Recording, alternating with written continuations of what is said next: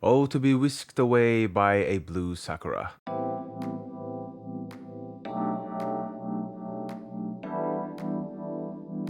Hello and thank you for clicking on this video. I'll be sharing my experience on the Seeaudio Neko, which is a 6BA driver IEM coming in at $700 US. This is my first ever Seeaudio experience, so I'd like to take this opportunity to thank Melbourne Tri-Fi Audio for sending this loaner unit for me to test and share my honest feedback before sending it back. So please do check Melbourne Tri-Fi Audio if you're interested in purchasing Tri-Fi related IEMs. I'll leave links in the description down below. The box design is very comic book like. You've got the character beautifully illustrated at the front as you've seen earlier in the intro. Opening the sleeve, you have another box, and opening that, you'll be greeted by more hand sketch like drawings of the character. Unfortunately, I can't read all this, but I wished we got like a card or poster or something with this art on it.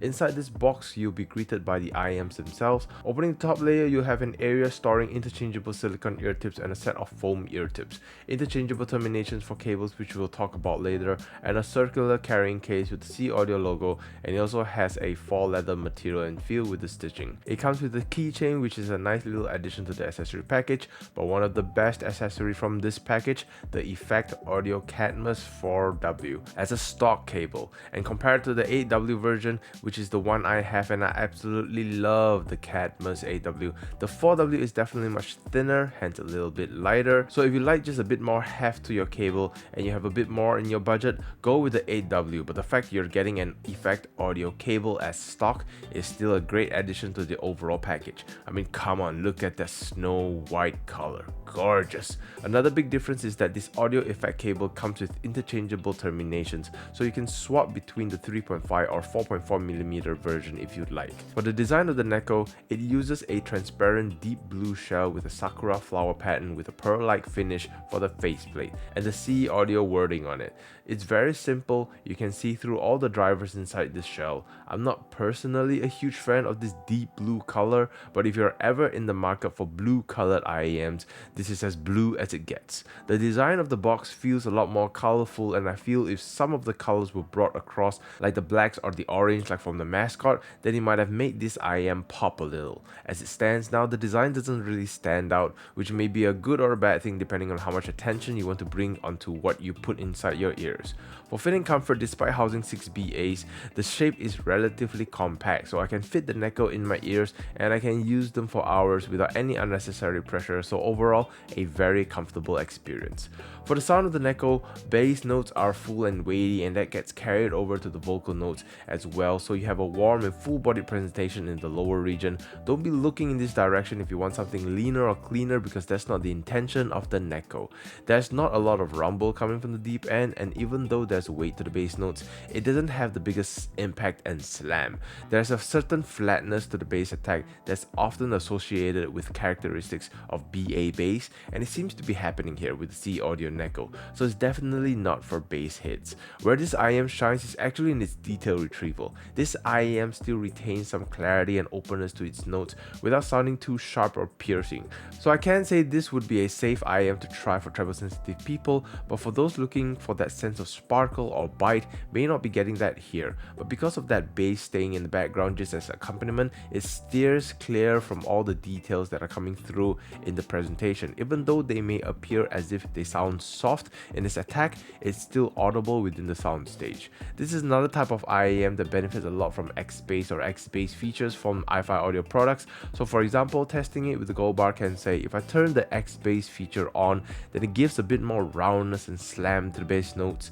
If I turn the X-Bass, then I get a bit more sharpness in its attack, though it becomes a little thinner. So I typically turn both of the features on to give it some elevation from both ends, yet retaining the balance of the IEM's overall sound profile. So I think the biggest competitor to the Seeaudio Neko would be the Dunu SA6 series IEMs, because they also have 6BA and they seem to be bringing the same thing, which is a balanced and natural sounding presentation, focusing on detail retrieval. Unfortunately, I do not have the SA6 or SA6 Mark II for comparison, but I do have the limited edition SA6 Ultra.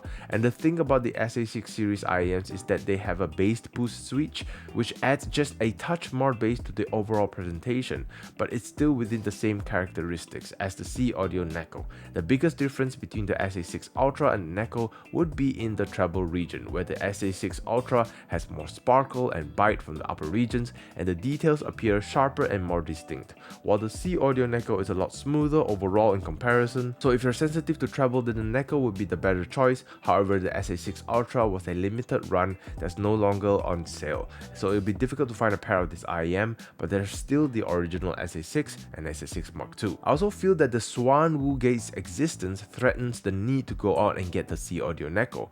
However, the Swan Wu Gate fits my personal sound preference more than the Seeaudio Neko. However, if you're sensitive to the upper regions, then the Seeaudio Neko would be a better option, plus the effect audio cable as well. But the accessory package that comes with the Swan Wu Gate is no slouch, and it sounds a lot weightier and meatier as well in bass notes, with the details coming through more distinct. So for my personal pick for sound, I'd go with the Tangzhou Swan Wu Gate, and it's slightly cheaper than the Seeaudio Neko as well, though I do have to give the edge to the Seeaudio Neko for overall fit and comfort. So in summary, I think the Dunu SA6's existence poses a threat when it comes to choosing the Seeaudio Neko, as they bring a sound presentation that is somewhat similar as mentioned earlier, with a great stock cable and accessory package, and they come in slightly cheaper than the Seeaudio Neko. However, where Seeaudio Neko has the slight edge is that it comes with an effect audio cable as stock, and they are great cables, so it's a question on what you want from your package, and it ultimately lies with the cables. Aside from the sound presentation, but as I said, they're all trying to achieve the same thing. However, this is based on one man's experience, and I'm curious to know yours. Which of the 6BA style IEMs would you be adding to your collection? Comment below and let me know, and with that all said, thank you once again to Melbourne Chi-Fi Audio and to all of you for watching. See all of you in the next video.